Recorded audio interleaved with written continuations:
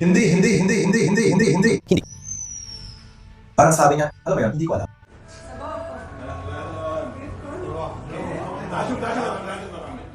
Mahigit 2 araw na mula nang ipatupad ang tigil putukan at 7 lang na barko ang dumaan sa kipot ng Hormuz. 6 sa kanila ay mga barkong pangkarga at 1 lang ang oil tanker na pagmamayari ng mga Tsino. Nananatili ang tigil putukan kahit maraming muntik nang mangyari. Sa pananaw ng US, hindi na sila umaatake sa Iran. Patuloy pa ring inaatake ng Iran ang mga bansa sa Gulpo, ng Israel ang Lebanon, at ng Hezbollah ang Israel. Kaya sa isang banda, tuloy pa rin ang labanan, pero mukhang nananatili pa rin ang tigil putukan. Ang dahilan kung bakit ko ito nasabi ay dahil hindi pa umaatras ang Iran sa negosasyon. Inihayag ng Iran na hindi nila bubuksan ng Hormuz Strait para sa normal na trapiko habang may tigil putukan. Hinihinala ko na gusto nila maghintay hanggang sa magkaroon ng pangmatagalang kasunduan sa kapayapaan. Heto pa ang mga detalye. Patuloy nating binabantayan ito, pati White House. May update si Connor Hansen mula North Lawn. Connor, magandang umaga. Bill, magandang umaga. Iilang barko ang nakatawid sa Strait of Hormuz mula nang magsimula ang tigil putukan. At ang mga tanong kung bukas nga ba talaga ang strait ay maaring sumubok sa marupok ng kasunduang ito. Sa ngayon, mahigpit pa ring kontrolado ng Iran ang mahalagang daanan ng barko. At ayon sa mga ulat, sinabi nila sa mga tagapamagitan na lilimitahan nila sa 12 barko kada araw ang trapiko. Maaring kailanganin ng mga barkong iyon magbayad ng toll at makipag-ugnayan sa Islamic Revolutionary Guard Corps. 5 barko lang ang dumaan sa kipot kahapon ayon sa Kepler. Ayon sa datos ng trapikong pandagat, hindi lahat ay may kargang krudong langis. Mas marami tayong detalye mula sa Russian media kaysa Iranian media ngayon. Ayon sa Moscow, inanunsyo ng Iran na papayagan lang nilang makadaan ang hanggang 15 barko bawat araw sa kipot ng Hormuz sa ilalim ng kasunduang tigil putukan. Ngayon, hindi tayo sigurado kung kasama sa tigil putukan ang 15 na ito dahil walang inilabas na kasunduan sa publiko. Pinapapita lang ng bawat panig ang pabor sa kanila sa kasunduan. Pero hindi pa rin natin alam ang karamihan sa talagang napagkasunduan. Pag-uusapan natin ito maya-maya lang. Pero bago iyon, balikan muna natin kung bakit tila madaling mabuwag ang kasunduang tigil putukan na ito. At may kinalaman ito sa mga pag-ataking nagpapatuloy pa rin, simula sa pag-atake ng Israel na naganap sa Lebanon. Ito na ang pinakamalaking pag-atake sa digmaang nagsimula 40 araw nang nakalipas. Balikan natin saglit ang konteksto ng digmaan ng Israel at Hezbollah dahil hindi pa natin ito masyadong natalakay sa channel na ito. Matapos magsimula ang digmaan ng Israel, Iran at US, nagpaputok ng mga rocket ang Hezbollah mula Timog Lebanon papuntang Israel bilang suporta sa Tehran. Dahil dito, nagsimula at tumindi ang opensiba ng Israel laban sa Hezbollah. Hindi nakikialam ang Estados Unidos sa digmaan ng Israel laban sa Hezbollah. Pero bahagi ito ng digmaan sa Iran. Dahil tulad ng natatandaan ninyo, nung panahon ng negosasyon, isa sa mga iginigiit ng US ay ang pagtigil ng Iran sa pagsuporta sa mga proxy group nito sa iba't ibang panig ng mundo. Sa madaling salita, itinigil nilang pagbibigay ng pera sa mga ito. Sa ngayon, Hezbollah ang pinakamalaking proxy group ng Iran. Ito ang dahilan kaya nagpasimula ng rocket attacks ang Hezbollah sa Israel matapos salakay ng Israel at Estados Unidos ang Iran bilang pakikiisa sa Tehran. May financial din na aspeto ito. Iran ang nagbabayad halos lahat ng gastusin ng Hezbollah. Kaya kailangan nilang dumaban para sa Iran kung nais nilang tuloy ang suporta. Sa pananaw ng Israel, may dahilan silang atakihin ang mga target ng Hezbollah dahil Hezbollah ang unang nagpaputok ng rocket sa Israel. Para sa akin, nakakalito ang pag-atake kahapon. Tulad ng sabi ko, ito ang pinakamalaking pag-atake sa digmaang ito. Mas malaki ito kaysa sa pag-atake kay Khamenei dahil noon, nasa ibabaw lang siya ng lupa, kaya hindi kailangan ng malakas na pag-atake.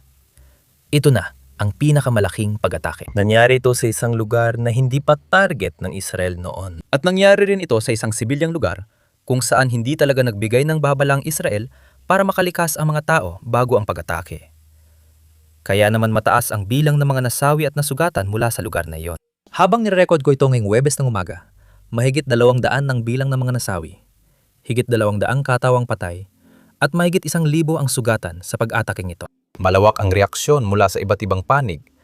Kinokondena ng mga bansang Europeo ang pag-atake. Kinondena ng Iran ang pag-atake at ginagamit itong dahilan para umatras sa negosasyon. Matigas ang paninindigan ng Iran na isinamang Lebanon sa kasunduan ng tigil putukan. Ibig sabihin, parang nilabag ng Israel ang kasunduang pinagtibay ng Iran, Estados Unidos at Israel. Ngayon, sa ilang sandali, tatalakayin natin ang lahat ng palitan ng opinyon na nangyayari tungkol sa Lebanon at kung kasama ba ito sa kasunduan ng tigil putukan o hindi. Pero mas mahalaga, ang pinakaimportanting bagay dito ay ang mga Lebanese na tunay na naghihirap dahil dito. Dahil hindi ako sigurado kung alam ng karamihan sa inyo, pero ang gobyerno ng Lebanon at ang karamihan ng populasyon ng Lebanon ay hindi sang-ayon sa Hezbollah. Gusto nilang paalisin ang Hezbollah sa kanilang bansa. Sa kasamaang palad, napakalakas ng Hezbollah, kaya wala ring sapat na lakas ang gobyerno ng Lebanon para paalisin sila. Hezbollah ang nagpapaputok ng rocket sa Israel. Tapos gumaganti ang Israel. Sa digmaang ito, ang mga Lebanese na ayaw madamay ang tunay na nagdurusa. Narito pang ilang detalye. Ipinahayag sa akin ng iba't ibang Lebanese ang kanilang galit. Pumunta ako upang makipagkita sa mga ministro ng gobyerno. Nakipagkita ako sa mga opisyal ng pamahalaan. Nakipagkita ako sa mga kliyente ng International Rescue Committee. At nakipagkita rin ako sa sarili naming mga staff. Malawak ang galit sa Hezbollah dahil nadamay ang Lebanon, sa Israel dahil sa kanilang kampanya, sa Amerika at sa sariling gobyerno. Maraming galit. At mataas ang tensyon dahil buong lipunan ang nanganganib. Panggalawang punto, may galit din dahil ang Lebanon ay isang hindi napapansing crisis. Hindi ito pinapansin. Salamat sa pag-imbita sa iyong programa upang pag-usapan ang Lebanon. Pero sa sarili kong organisasyon, kinailangan naming bawasan ang staff sa Lebanon mula 220 hanggang 105 nitong nakaraang taon dahil sa mga bawas sa pondo na nabanggit mo. Sa buong mundo, nabawasan ng 50% ang tulong makataw nitong nakaraang taon, pinamunahan ng US. At hindi lang ito sa US nangyari. Nakakalungkot, nagbawas din ng aid program ang UK, Alemanya at Pransya. Hindi nagbawas ang European Union na sa tingin ko ay mahalaga. Dahil dito, lumalala ang problema dahil sa bawas na tulong. Gusto ko lang ipaalam ito sa inyo. Ayon sa bagong pananaliksik mula sa Center for Global Development na isang mataas na iginagalang na organisasyon, natukoy na nila na ang mga bawas sa tulong noong nakaraang taon ay nagdulot ng 5% pantaas sa dami ng mga kaguluhan na nangyayari. Kaya ito ay masamang siklo na dapat nating maunawaan. Oo, politika ang bumagsak, pero pati na rin ang batayang pagkamakatao. At muli, ayaw kong palabasin na parang walang kasalanan si Hezbollah dahil hanggang ngayon, habang nire-record ko ito ngayong Webes, patuloy pa rin ang Hezbollah sa pagpapaputok ng mga rocket sa Israel. Kaya makatuwiran lang, natutugon ang Israel. Hindi ko maintindihan kung bakit agad tumugon ng Israel ng isa sa pinakamalalaking pag-atake sa digmaang ito, matapos ianunsyo ang tigil putukan. May mga ulat mula sa Israeli media na nagpapahiwatig na hindi natuwa ang punong ministro at administrasyon ng Israel sa tigil putukan. Kaya makikikita mo ng malinaw na parang sinusubukan ng Israel na gumawa ng isang bagay na sisira sa buong tigil putukan at sa mga negosasyon ukol dito. Pag-usapan natin ngayon ang kalituhan tungkol sa Lebanon at tingnan ang unang pahayag ni Pangulong Trump tungkol sa tigil putukan. Wala namang nabanggit na Lebanon sa post na ito. Pero ngayon, tingnan mo ang post mula sa punong ministro ng Pakistan na may malaking papel sa mga negosasyon. Ang Pakistan ang namamagitan sa Estados Unidos at Iran na makikita sa ikatlong linya ng post na ito. May agarang tigil putukan sa lahat ng lugar kasama ang Lebanon. Ayon sa post na ito, malinaw na kabilang ang Lebanon sa tigil putukan at lumabas ang mga post na ito bago pa man nagkaroon ng anumang putukan sa magkabilang panig. Ngayon, ito ang post. Ito ang post na nire-repost ng mga opisyal ng Iran na parang sinasabi nilang, tingnan ninyo, malinaw na kasama ang Lebanon sa tigil putukan sa unang post pa lang. Kaya, malinaw na nilalabag ng Israel ang tigil putukan. Ngayon, hayagang sinasabi ng mga opisyal ng US sa kamera na hindi kasamang Lebanon sa tigil putukan. Narito ang pahayag mula kay Pangalawang Pangulo, J.D. Vance. Pero bago natin tingnan yan, isang mabilis na paalala lang na pindutin ang like at subscribe button sa ibaba. Malaking tulong talaga ito sa amin sa algorithm. Ngayon, heto na ang clip. Sa tingin ko, maraming hindi tapat na negosasyon at propaganda ang nangyayari. Sa palagay ko, nagmula ito sa lehitimong hindi pagkakaintindihan. Sa palagay ko, inakala ng mga Iranian na kasama sa tigil putukan ng Lebanon. Pero hindi talaga. Hindi namin kailanman ipinangako yon. Hindi namin kailanman ipinahiwatig na ganoon ang mangyayari. Sinabi naming ang tigil putukan ay para sa Iran at mga kaalyado ng Amerika, ang Israel at ang mga estadong Arab sa Gulpo. Dayunpaman, ayon sa alam ko, nag-alok ang mga Israeli na maghinay-hinay sa Lebanon para masiguro ang tagumpay ng ating negosasyon.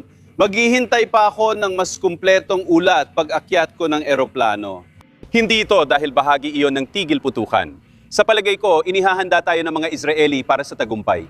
Tingnan na lang natin sa mga susunod na araw. Pero tingnan mo, kung gusto ng Iran na mabigo ang negosasyong ito, sa labanan kung saan binabanatan sila dahil sa Lebanon na wala naman silang kinalaman at hindi sinabi ng Estados Unidos na bahagi ng tigil putukan, desisyon nila yon.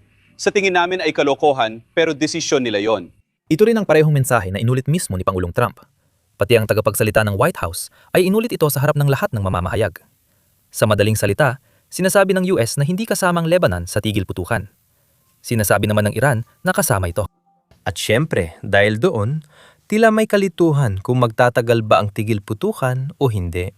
Sa kabutihang palad, hanggang Huwebes ng umaga, nananatili ang tigil putukan. Pero ang tunay na pagsubok ng tigil putukan ay bukas o ngayong gabi sa US. Dahil umaga na sa Islamabad, Pakistan. Inaasahang magkakaroon ng personal na pagpupulong ang delegasyon ng US at Iran. Kung dadalo ang Iran, ibig sabihin ay handa silang ipagpatuloy ang negosasyon. Kung hindi dadalo ang Iran sa pagpupulong na iyon, ibig sabihin ay wala na sa bisa ang tigil putukan. Sinabi ng Iran na kakanselahin nila ang pagpupulong kung itutuloy ng Israel ang pag-atake sa Lebanon. Pero based sa mga ulat na lumalabas, mukhang hindi pa naman nakansela ang pagpupulong. Muli, maaaring hindi naman yon ganun kahalaga. Ang mahalaga talaga ay kung dadalo sila o hindi. Hindi mahalaga kung ano ang sinasabi nila. Pero sa ngayon, mukhang tuloy pa rin silang dadalo. Maraming Lebanese o marahil mga taga-suporta ng Hezbollah ang galit dito ngayon. Dahil sa pananaw nila, parang ang mga Lebanese ay binobomba. Handang magbulag-bulagan ng Iran at ituloy ang negosasyon dahil ang mahalaga lang sa Iran ay sarili nito. Matagal na naming hinihilin yan. Wala talagang pakialam ang Iran sa Lebanon. Ginagamit lang nilang Hezbollah para ilayo ang digmaan sa kanilang teritoryo. Sa kasamang palad para sa mga Iranian o sa kasamang palad para sa rehimeng Iranian, nabigo iyon ng matindi. Pero ngayon, napagtatanto na ng mga tao kung ano talagang mga layunin ng Iran sa lahat ng panahong ito. Ngayon, dito tayo dadako sa 10 puntong planong pangkapayapaan ng Iran na ipinadala sa Estados Unidos bago na pagkasunduan ang tigil putukan. Sa pahayag niya, sinabi ni Pangulong Trump na ang 10 puntong planong pangkapayapaan ay magandang batayan para sa negosasyon. Ngayon, maraming tao ang naniwala na pumayag ng US sa lahat ng mga punto ng 10 puntong planong ito. Pero hindi yun ang sinabi ng US. Hindi yun ang sinabi ng kahit sino mula sa panig ng US. Iyan ang itinutulak ng Iran sa lokal nilang balita. Pero hindi nila ito sinasabi sa pandigdigang publiko. Pero hulaan mo, hindi pa ito ang pinakagulo. Nakakalito dahil hindi lang isa, kundi 3 magkaibang bersyon ng 10 puntong planong pangkapayapaan ang mayroon. At ang bersyon na sinabi ng US na makatwiran ay yung hindi pa kailanman inilalantad sa publiko. Heto si Pangalawang Pangulo J.D. Vance na muli nagsasalita tungkol dito. Sa palagay ko, mahalaga para sa American media na maging tapat sa mga Amerikano tungkol sa isyong ito. Dahil hindi lang ito karaniwang usapin ng pulisya, malaki ang epekto nito sa kapayapaan at tigmaan. Iyon ang punto ko. Kaya nitong mga nakaraang araw, nakita ko ang maraming ulat mula sa American media tungkol sa 10 puntong panukala na ginawa ng mga Iranian. Sa pagkakalam ko, dahil kasali ako, may 3 magkakaibang 10 puntong panukala na nakita ko ring umiikot. Yung unang 10 puntong panukala ay isang panukalang isinumite. At sa totoo lang, iniisip naming malamang ay isinulat ng ChatGPT na isinumite kina Steve Witkoff at Jared Kushner. Agad na itinapon niyon at tinanggihan. May pangalawang 10 puntong panukala na mas makatwiran na based sa ilang palitan ng ideya sa pagitan namin. Iyan ang 10 puntong panukala na binanggit ng Pangulo sa post niya sa Truth kahapon.